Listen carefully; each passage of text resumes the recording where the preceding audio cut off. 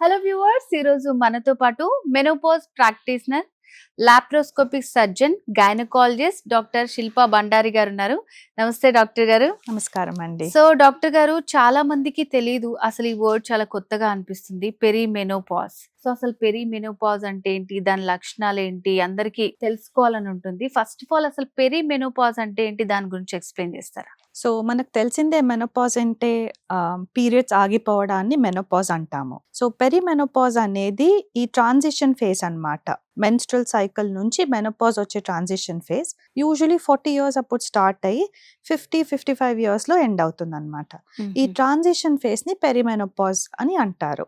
ఎప్పుడంటే like periods ఇంకా ఆగిపోతున్నాయి అని అనగా పెరిమెనోపాజ్ అంటారు. మనం మెనోపాజ్ ఎప్పుడు అంటామంటే 12 మంత్స్ కంటిన్యూయస్‌గా పీరియడ్ ఒక ఫీమేల్‌కి రాకపోతే అప్పుడు వాళ్ళు మెనోపాజ్ అయ్యారు అని అంటాం. ఓకే. ఒక 5 to 10 years before that period is called perimenopausal period. So అంటే దీని లక్షణాలు ఎట్లా ఉంటాయి అంటారు? సో, యూజువల్‌గా అందరికీ సింప్టమ్స్ ఉండవు. కొంచెం మందికి పెరిమెనోపాజల్ సింప్టమ్స్ ఉంటాయి. లైక్ హెవీ బ్లీడింగ్ అవ్వడం కానీ పీరియడ్స్‌లో, లేదా ఇర్రెగ్యులర్ పీరియడ్స్ అవ్వడం. 2 మంత్స్‌కి ఒకసారి, 3 మంత్స్‌కి ఒకసారి అవ్వడము.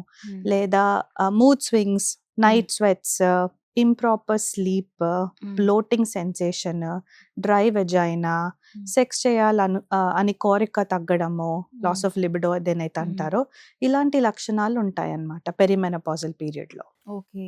సో అంటే ఈ మధ్య కాలంలో మనం వింటున్నాము ఎక్కువగా అమ్మాయిలకి. సో ఇంతకు ముందు ఏంటంటే 50 నుంచి అలా స్టార్ట్ అయ్యేది. ఇప్పుడు ఎందుకు అసలు 40 నుంచే, కొంతమందిలో అయితే మరి 35 నుంచే స్టార్ట్ అయిపోతుందని అంటున్నారు. ఇది కరెక్టా డాక్టర్ గారు? కరెక్ట్. సో, హార్మోన్స్ అనేవి చాలా there is a lot of hormonal imbalance ఉంది ఫీమేల్స్‌లో ఈ మధ్య కాలంలో. That is because of endocrine disrupting chemicals. మనం వేసుకునే బట్టలలో ఉంటాయి, మనం తినే ఆహారాల్లో ఉంటాయి, అన్నిట్లో ఉంటాయి. Wherein our genes are getting mutated అన్నమాట. 50లో రావాల్సింది కాస్త ఇప్పుడు 45కి అయింది. ఇంకా మేము 30, 35లో కూడా ఎర్లీ మెనోపాజ్ చూస్తున్నాము. That is all because of the hormonal changes ఏవైతే జెనెటిక్ పరంగా వచ్చేస్తున్నాయి అవి. బికాస్ ఆఫ్ మన lifestyle, mainly I would say lifestyle, stress levels and all of it. Okay. So అంటే ఈ పెరి మెనోపాజ్ స్టార్ట్ అయిందని ఎలా తెలుసుకోవాలి? దాంట్లో ఏదన్నా అబ్నార్మల్స్ ఉంటే మనం అసలు డాక్టర్‌ని ఎప్పుడు కన్సల్ట్ చేయాలంటారు?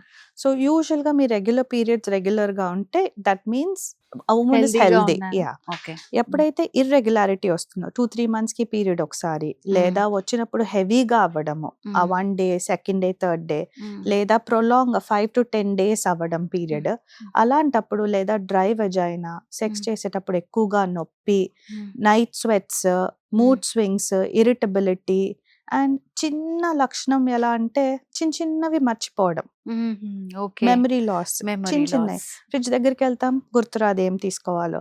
సో, ఇలాంటి లక్షణాలు ఈస్ట్రోజన్ డెఫిషియన్సీని ఇండికేట్ చేస్తా ఉంటాయన్నమాట. That is when they have to come to a gynaecologist.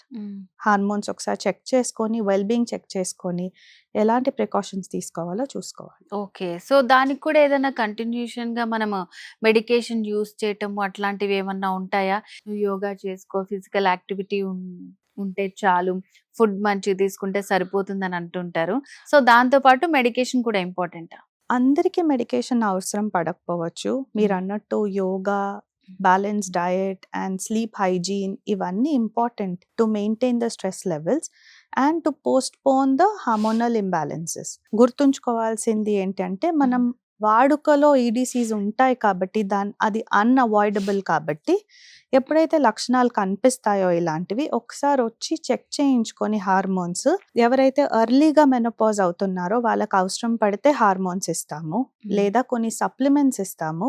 దానివల్ల వాళ్ళు హెల్తీ మెనోపాజ్‌ని అటైన్ అవుతారు. సో అంటే నార్మల్‌గా ఇంట్లో ఎలాంటి జాగ్రత్తలు తీసుకోవచ్చంటారు ఈ పెరి మెనోపాజ్ ఫేస్ చేస్తున్నటువంటి లేడీస్? చాలా మంది ఓవర్‌లుక్ చేసేదేంటంటే స్లీప్. అది early to bed, early to rise అనేది ఎప్పుడూ ఉండాలి. సో, స్లీప్ హైజీన్ ఒకటి మెయింటైన్ చేయాలి. ప్రాపర్ 8 అవర్స్ ఆఫ్ స్లీప్ ఉండాలి.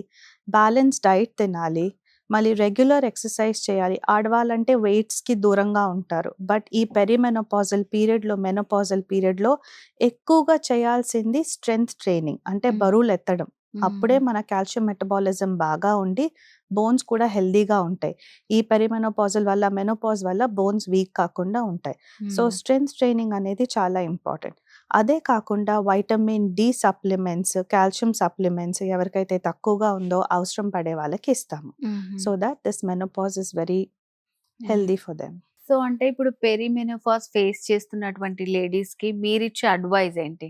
సో సిమ్టమ్స్ ఉంటే డెఫినెట్‌గా డాక్టర్‌ని కలవండి.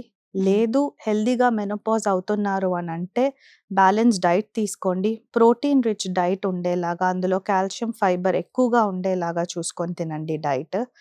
8 అవర్స్ ఆఫ్ అన్‌డిస్టర్బ్డ్ స్లీప్ ఖచ్చితంగా పాటించాలి.